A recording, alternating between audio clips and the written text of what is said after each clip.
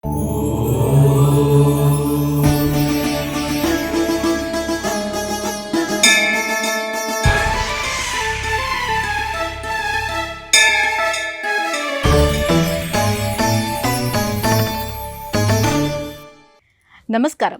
ETV life ఆధ్యాత్మిక channel తీర్థయాత్ర కార్యక్రమానికి స్వాగతం. సంకటాలను తొలగించేవాడు, సకల శుభాలను ప్రసాదించేవాడు, అడిగిన వెంటనే అనుగ్రహించేవాడు వినాయకుడు. అలాంటి ఆ స్వామి కొలువైన క్షేత్రాలు కర్ణాటకలో పెద్ద సంఖ్యలో కనిపిస్తాయి. స్వయంభూగా వెలిసినవి కొన్ని అయితే చారిత్రక ప్రాధాన్యతను సంతరించుకున్నవి మరికొన్ని. అలా చరిత్ర, ఆధ్యాత్మికత పెనవేసుకుపోయిన దేవాలయమే సౌతడ్కా శ్రీ మహాగణపతి ఆలయం. దక్షిణ కన్నడ జిల్లా పరిధిలోని ఈ క్షేత్రమే నేటి మన తీర్థయాత్ర.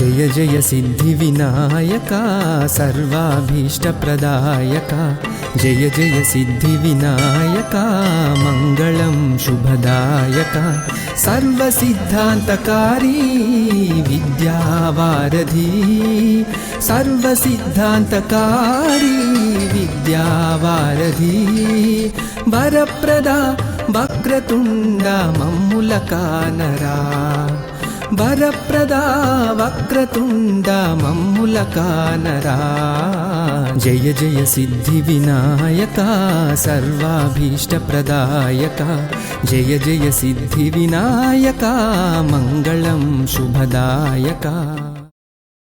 ప్రాచీన కాలం నుంచి కూడా కర్ణాటక నేలపై సంగీత సాహిత్యాలు కలిసి ప్రవహిస్తున్నాయి. ఇక్కడి పురాతనమైన కోటలు, ఆలయాలు అలనాటి వైభవాన్ని ఆవిష్కరిస్తూ ఉంటాయి. కర్ణాటకకి సంబంధించిన ప్రాచీన సంపదలో ఆలయాల శాతం ఎక్కువగా కనిపిస్తుంది. అలాంటి ప్రాచీనమైన క్షేత్రాలలో గణపతి ఆలయాలు మరింత విశిష్టతను సంతరించుకుని ఆధ్యాత్మిక సౌరభాలు వెదజల్లుతూ ఉంటాయి. కర్ణాటకలో ప్రసిద్ధి చెందినటువంటి గణపతి క్షేత్రాలు చాలానే కనిపిస్తాయి. మహర్షుల కాలానికి చెందిన క్షేత్రాలు కొన్నైతే మహారాజుల అంకిత భావానికి నిదర్శనంగా నిలిచినవి మరికొన్ని. కొన్ని గణపతి ఆలయాలు కొండల సన్నిధిలో, మరికొన్ని ఆలయాలు నదుల సమీపంలో అలరారుతూ ఉంటే వనాల మధ్యలో విరాజిల్లేవి ఇంకొన్ని. అలా వనాల మధ్య వెలుగొందుతున్న స్వామిగా సౌతాడ్క గణపతి మనకి దర్శనమిస్తూ ఉంటాడు.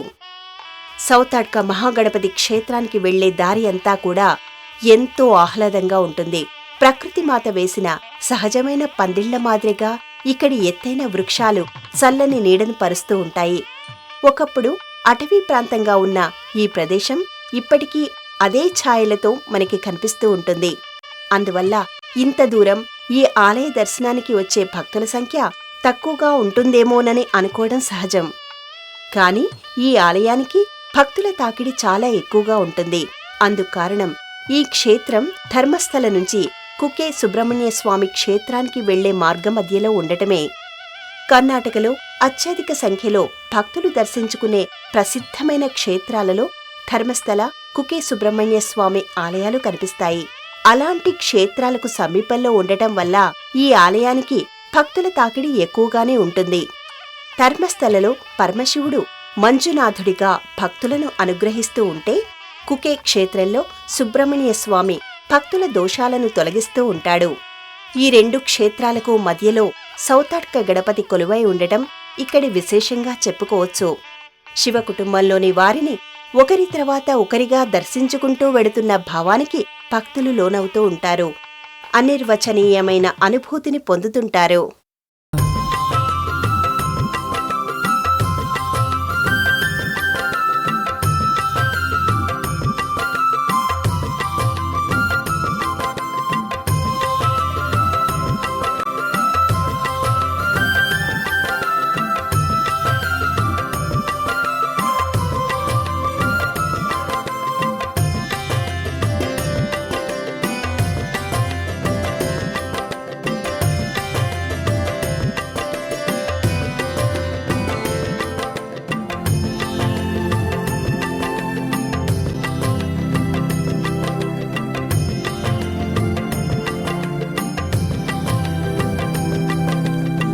సత్వరమ్ముగా మాయందలి అజ్ఞానమ్మును తొలగించి జ్ఞానజ్యోతిని వెలిగించగా రావా దేవా.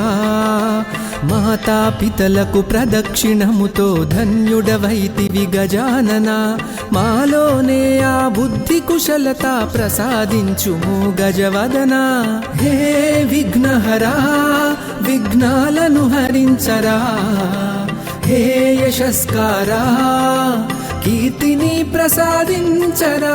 వరప్రద వక్రతుండ మమ్ముల కానరా. వరప్రద వక్రతుండ మమ్ముల కానరా. జయ జయ సిద్ధి వినాయక సర్వాభీష్ట ప్రదాయక. జయ జయ సిద్ధి వినాయక మంగళం శుభదాయక. సాధారణంగా ప్రాచీన కాలం నాటి గణపతి క్షేత్రాలను దర్శించినప్పుడు సువిశాలమైన ప్రదేశంలో నిర్మితమైన ఆలయం, రాజగోపురం, మహామంటపం, విమాన గోపురం మొదలైనవి మనకి కనిపిస్తాయి.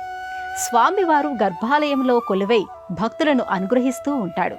కానీ అందుకు భిన్నంగా స్వామివారి మూర్తి ఇక్కడ ఆరుబయటనే దర్శనమిస్తూ ఉండటం విశేషం. కొన్ని క్షేత్రాల్లో ప్రధానమైన దేవతామూర్తులు ఆరుబయటనే పూజలందుకోవడం మనం చూస్తూ ఉంటాము. అందుకు అనేక కారణాలు కూడా వినిపిస్తూ ఉంటాయి. అలాగే ఇక్కడి వినాయకుడు కూడా ఆరుబయట అరుగులాంటి వేదికపై ఆసీనుడై దర్శనమిస్తూ ఉంటాడు. సువిశాలమైన ప్రదేశంలో చల్లని చెట్ల నీడలో స్వామి పూజాభిషేకాలు అందుకుంటూ ఉంటాడు. స్వామివారికి ఇరువైపులా గల క్యూలైన్లలో వెళ్లి భక్తులు దర్శించుకుంటారు. గోపురము, మందిరము, మంటపము ఇలా ఏదీ లేకుండా కొలువైన స్వామివారి మూర్తిని సమీపంగా వెళ్లి దర్శించుకోవడం ఒక విచిత్రమైన అనుభూతిని కలిగిస్తుంది. భక్తుల కోసమే వైభవాలన్నీ వదిలేశాడేమో అనే ఆలోచన మెదులుతుంది. గర్భాలయాన్ని వదిలి భక్తుల సమక్షంలోకి వచ్చిన భావన కలుగుతుంది.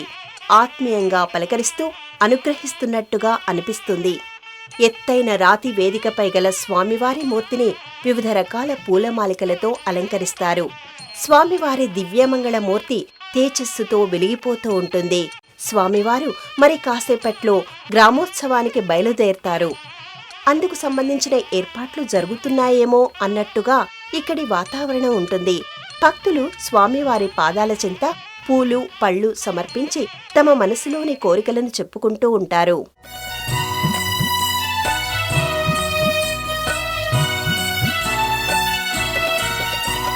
స్వాగతమయ్యా ఓ గణపయ్య పచ్చని పందిరి వేచెనయా. స్వాగతమయ్యా ఓ గణపయ్య పచ్చని పందిరి వేచెనయా. 9 రోజుల కొలువు తీరి నువ్వు శుభములు కూర్చగా వేంచేయవయ్యా. స్వాగతమయ్యా ఓ గణపయ్య పచ్చని పందిరి వేచెనయా.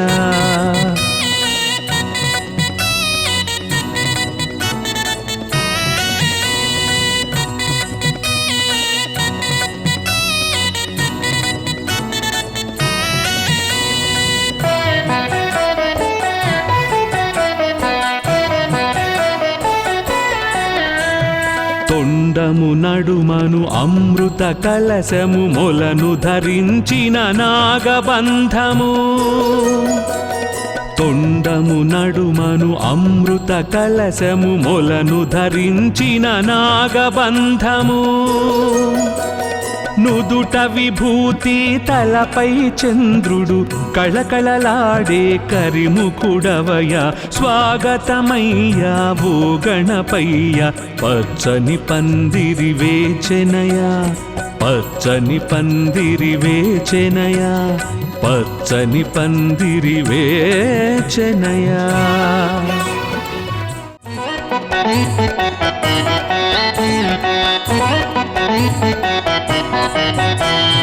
ఓంకారమిని ప్రణవాకారము ఎలుక వాహనము ఘనమగు రూపము. ఓంకారమిని ప్రణవాకారము ఎలుక వాహనము ఘనమగు రూపము. వెండి కొండకే వెలుగై నిలిచిన వేల్పుల వేల్పువు శుభ గణేశుడా స్వాగతమయ్యా ఓ గణపయ్య పచ్చని పందిరి వేచెనయా పచ్చని పందిరి వేచెనయా. సౌతాడ్క మహాగణపతి క్షేత్రంలో స్వామివారి సన్నిధిలో ఉన్నంతసేపు కూడా సౌతాడ్క అంటే ఏమిటి అనే ఒక సందేహం మన మనసును తొలిచేస్తూనే ఉంటుంది. తుళు భాషలో సౌత్ అంటే దోసకాయ అని, అడ్క అంటే పంట లేదా పొలం అనే అర్థాలు ఉన్నాయి. దోసకాయలతో ఈ క్షేత్రం ముడిపడి ఉండటం వల్లనే ఈ పేరు వచ్చిందనే విషయం అర్థమవుతుంది. అందుకు సంబంధించిన కథేమిటో తెలుసుకోవాలని అనిపిస్తుంది. సాధారణంగా గణపతి ఆలయానికి వెళ్లేవారు ఆ స్వామికి ఇష్టమైన అరటిపళ్లను తీసుకుని వెళుతూ ఉంటారు. అలాగే ఆయా కాలాలను బట్టి మామిడి పళ్ళు, సీతాఫలాలు తీసుకుని వెళుతూ ఉంటారు. కాని ఇక్కడి గణపతికి సాధ్యమైనంత వరకు దోసకాయలను సమర్పించాలనే చూస్తారు. ఎందుకంటే ఇక్కడి గణపతికి అవి అంటే చాలా ప్రీతి అని చెబుతారు. దోసకాయలతో ముడిపడిన కథ కూడా మనకి చాలా ఆసక్తికరంగా అనిపిస్తుంది.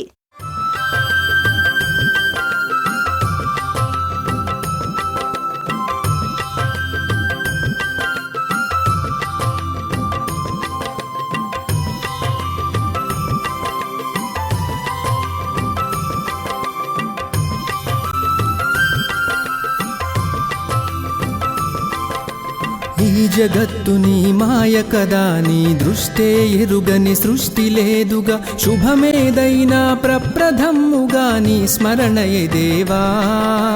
సకల శాస్త్రముల మూలము నీవే అవనీషా.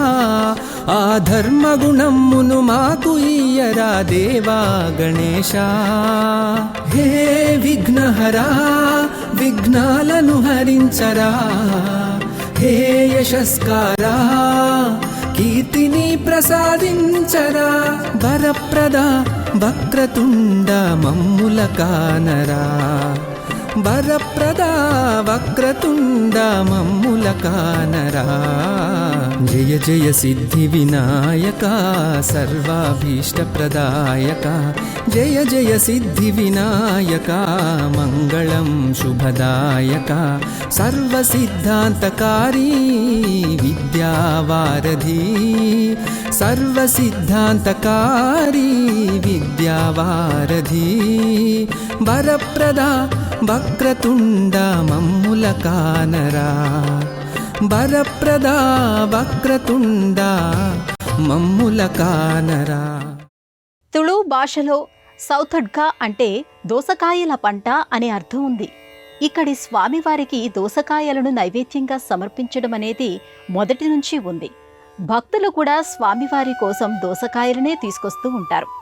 గణపతి ఇక్కడ కొలువై ఉండటానికి, దోసకాయలను నైవేద్యంగా సమర్పించటానికి వెనుక ఒక బలమైన కారణమే ఉంది. ఒకప్పటి ఈ అరణ్య ప్రాంతం ఇప్పుడు ఎక్కువగా పంట పొలాలుగా కనిపించే ప్రాంతంగా మారుతూ వచ్చింది. అలాంటి ఈ ప్రదేశంలో గణపతి మూర్తిని ప్రతిష్ఠించింది ఎవరు? ఇక్కడి స్వామివారికి ముఖ్యమైన నైవేద్యంగా దోసకాయలను సమర్పిస్తూ ఉండడానికి కారణం ఏమిటి? స్వామివారు ఆరు బయటనే పూజాభిషేకాలు అందుకోవడంలోనే ఆంతర్యం ఏమిటి అనే సందేహాలు మనలను వెంటాడుతూ ఉంటాయి. ఒకప్పుడు ఈ ప్రాంతాన్ని రాజకుటుంబీకులు పరిపాలించేవారు. వాళ్ల ఆరాధ్య దైవంగా గణపతి పూజలు అందుకుంటూ ఉండేవారు. వారి ఇష్టదైవం ఇలవేల్పు వినాయకుడే. అయితే అధికారం కోసం రాజకుటుంబీకులపై మతపరమైన దాడి జరుగుతుంది. ఆ సమయంలోనే శత్రువులు కోట లోపల గల గణపతి ఆలయాన్ని ధ్వంసం చేస్తారు.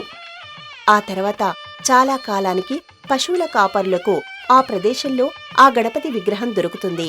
దాంతో వాళ్లు ఈ ప్రదేశంలో ఒక వేదికను ఏర్పాటు చేసి ఆ విగ్రహాన్ని దానిపై ఉంచుతారు. ఆ సమయంలో ఈ ప్రాంతంలో దోసకాయలను సాగు చేస్తూ ఉండేవారు. గణపతి విగ్రహాన్ని శుభ్రంగా కడిగిన పశువుల కాపర్లు దోసకాయలను నైవేద్యంగా ఆయన ముందు ఉంచుతారు. ఆ తర్వాత ఆ చుట్టుపక్కల పంట చేలకి సంబంధించిన వారు ఆ మూర్తిని పూజించడం మొదలవుతుంది. అయితే ఎప్పుడూ లేని విధంగా దోస పంట అద్భుతమైన దిగుబడిని ఇస్తుంది. దీనికి కారణం గణపతి అనుగ్రహంగానే అక్కడి వారు భావిస్తారు.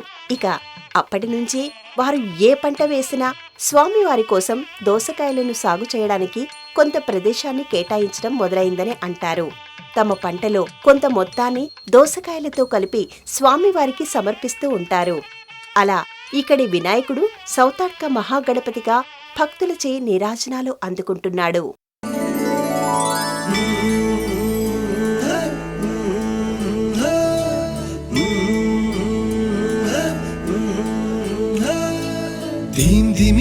ధీం ధిమిత నాట్య గణపతి తజుమిత తజుమిత ప్రమథ గణపతి ఏకదంత శంభూసుత డుండి గణపతి భక్త సులభ భావ భంజన నీవే గతి.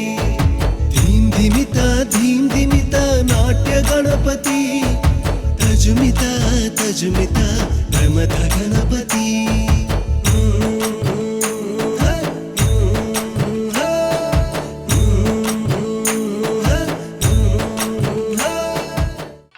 ఆ తర్వాత కాలంలో మహాగణపతికి ఆలయాన్ని నిర్మించడానికి చాలా మంది భక్తులు ముందుకు వచ్చారు. సువిశాలమైన ఈ ప్రదేశంలో వినాయకుడి కోసం పెద్ద ఆలయాన్ని నిర్మించే ప్రయత్నాలు చేశారు. అయితే తనకి ఎలాంటి ఆలయం అవసరం లేదని, భక్తులందరికీ అన్ని వేళల్లో తన దర్శనం లభించాలని, అందువల్ల తాను ఆరుబయటనే ఉండాలనే అనుకున్నట్టుగా స్వామివారు స్వప్నంలో చెప్పారట. అందువల్లనే ఆలయ నిర్మాణం జరగలేదని అంటారు. సౌతడ్క మహాగణపతిని గంటల గణపతిగా కూడా పిలుచుకుంటూ ఉంటారు. అందుకు కారణం ఇక్కడి గంటల మొక్కు అనే చెప్పాలి. తమ మనసులోని కోరికను గణపతికి చెప్పుకున్న భక్తులు ఇక్కడ గంటను ముడుపుగా కడుతూ ఉంటారు. అలా ముడుపు కట్టిన 3 నెలలలో ఆ కోరిక నెరవేరుతుందనే బలమైన విశ్వాసం ఇక్కడ కనిపిస్తూ ఉంటుంది. గర్భాలయం లేకుండా కొలువైన ఇక్కడి గణపతి క్షేత్రంలో ఎటువైపు చూసినా ఇత్తడితో చేయబడిన గంటలే కనిపిస్తూ ఉంటాయి. వివిధ పరిమాణాలతో కూడిన గంటలు ఈ ప్రదేశమంతా కట్టబడి ఉంటాయి. ఇక్కడ పూజా సామగ్రిని విక్రయించే దుకాణాలలో గంటలనే ప్రధానంగా విక్రయిస్తూ ఉంటారు. గణపతిని దర్శించుకున్న భక్తులలో గంటను కట్టకుండా వెనుదిరిగేవారు చాలా తక్కువేనని చెప్పాలి. సాధారణంగా ఏ ఆలయానికి వెళ్లినా తమ మనసులోని మాటను దైవానికి చెప్పుకోని వారంటూ ఉండరు. తమ జీవితంలో తమకి అసంతృప్తిని, వెలితిని కలిగించే ఈ విషయాలను చెప్పుకొని తమ కోరికలు నెరవేరేలా చేయమని కోరుతూ ముడుపులు కడతారు. అలాగే ఇక్కడి గణపతిని దర్శించుకున్న భక్తులు గంటను ముడుపుగా కడతారు. ఇలా చేయడం వల్ల తమ కోరిక తప్పకుండా తీరుతుందనే నమ్మకంతో ఉంటారు. ఇక్కడ ఎవరి స్థాయిని బట్టి వారు గంటను కడతారు. అందువల్లనే పెద్ద గంటల మొదలు చిరు గంటల వరకు స్వామివారి సన్నిధిలో మనకి కనిపిస్తూ ఉంటాయి. గంటల వనంలో గణపతి వెలిసాడా అనేటట్టుగా ఇక్కడి వాతావరణం ఉంటుంది. అందువల్లనే వినాయకుడిని గంటల గణపతిగా కొలుస్తుంటారు. ఇలా ఈ క్షేత్రంలో గంటలు కట్టడం, దోసకాయలను సమర్పించడం ప్రత్యేకతను సంతరించుకుని కనిపిస్తుంది. పార్వతి ప్రియ పుత్ర బాల గణపతి ఉండ్రాళ్ళు ప్రీతి నీకు ప్రమదాధిపతి గ్రహ బాధలు తొలగించే మహాగణపతి భజనలతో పరవశించు భక్త గణపతి వరసిద్ధి వినాయక కరుణించరా ధరణిలో నీ కరుణను ఎన్నలేమురా మేమెన్నలేమురా. ధీం ధిమిత నాట్య గణపతి తజుమిత తజుమిత ప్రమథ గణపతి. ప్రతి ఏడాది జనవరిలో ఇక్కడ మహాపూజ జరుగుతుంది. ఆ సమయంలో ప్రత్యేకమైన పూజలను నిర్వహిస్తారు. ఈ సందర్భంగా స్వామివారిని దర్శించుకునే భక్తుల సంఖ్య మరింత ఎక్కువగా ఉంటుంది. స్వామివారికి దోసకాయలతో పాటు పంచకజ్జాయం నైవేద్యంగా సమర్పిస్తారు. కొబ్బరి, బెల్లం, బియ్యం, నువ్వులు, అరటిపండు కలిపి చేసే ఈ ప్రసాదం ఇక్కడి ప్రత్యేకతలలో ఒకటి. దీనినే భక్తులకు పంచుతూ ఉంటారు.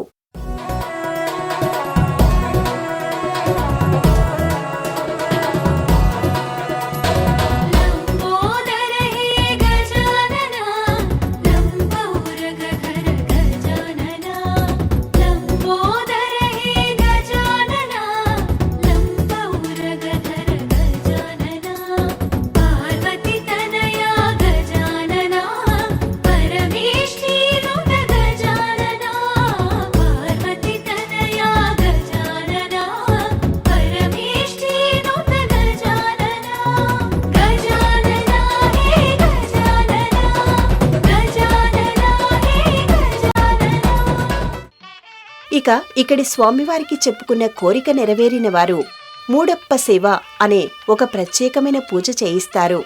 ఈ పూజలో భాగంగా స్వామివారికి అప్పాల మాలను సమర్పించడం జరుగుతుంది. వివాహం, సంతానం విషయంలో ఆలస్యమవుతున్నవారు, వృత్తి, ఉద్యోగాల్లో ఎదుగుదలను కోరుతున్నవారు ఈ స్వామి పాదాలను ఆశ్రయిస్తూ ఉంటారు. ఆశీస్సులను, అనుగ్రహాన్ని పొందుతుంటారు. ఎవరైనా ఏ వేళలోనైనా తన దర్శనం చేసుకునే అవకాశాన్ని సాక్షాత్తు గణపతియే కల్పించిన కారణంగా స్వామివారి దర్శనానికి ప్రత్యేకమైన సమయమనేది ఉండదు. భక్తులు ఏ సమయంలోనైనా ఈ ప్రదేశానికి చేరుకున్నప్పటికీ వెంటనే దర్శనం చేసుకోవచ్చు. దేశంలోని అన్ని ప్రధానమైన నగరాల నుంచి మంగళూరుకి రోడ్డు, రైలు, వాయుమార్గాలు ఉన్నాయి. మంగళూరు నుంచి 82 కిలోమీటర్ల దూరంలోని ఈ క్షేత్రానికి స్థానిక వాహనాల్లో చేరుకోవచ్చు. ఇక అటు కుక్కే సుబ్రహ్మణ్య క్షేత్రం నుంచి, ఇటు ధర్మస్థల నుంచి కూడా ఈ మహాగణపతి క్షేత్రానికి చేరుకోవడానికి బస్సులు, స్థానిక వాహనాలు అందుబాటులో ఉంటాయి. వనాల మధ్య కొలువైన మహాగణపతి, మహారాజుల ఇలవేల్పుగా పూజలందుకున్న గణపతి, పశువుల కాపురుల ద్వారా వెలుగులో వచ్చిన స్వామి, ఆలయము వద్దంటూ ఆరుబయటనే కొలువైన క్షేత్రమిది. గంటలనే ముడుపులుగా, దోసకాయలనే నైవేద్యాలుగా స్వీకరించే వినాయకుడి విశేషాలను తెలుసుకున్నారు కదా. మరో ఆలయ సందర్శనంతో మళ్ళీ కలుసుకుందాం. అంతవరకు సెలవు. నమస్కారం. గం గణపతిం గం గం గణపతిం గం గం గణపతిం గం గం గణపతిం గం గణపతిం గం గం గణపతిం గం గం గణపతిం గం గం గణపతిం.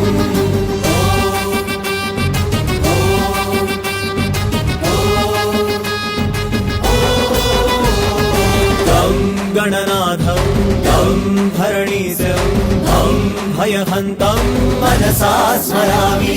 రం రవిచండం వం వరరూపం తం గుణవంతం శిరసా నమామి. అసురతుండమఖిల వంద్యమానందం సుజనలోలమనఘరూపమారాధ్యం. అసురతుండమఖిల వంద్యమానందం సుజనలోలమనఘరూపమారాధ్యం. రూపాద్వితీయం వేదార్థవేద్యం లోకాప్రమేయం దేవం గణేశం. శ్రీయేకదంతం నమామి, శ్రీవక్రతుండం నమామి. గం గణనాథం గం భరణీశం గం భయహంతం మనసా స్మరామి. ఈ కార్యక్రమాన్ని తిరిగి చూడాలనుకుంటే www.youtube.com/@ETV Life Spiritual లో చూడవచ్చు.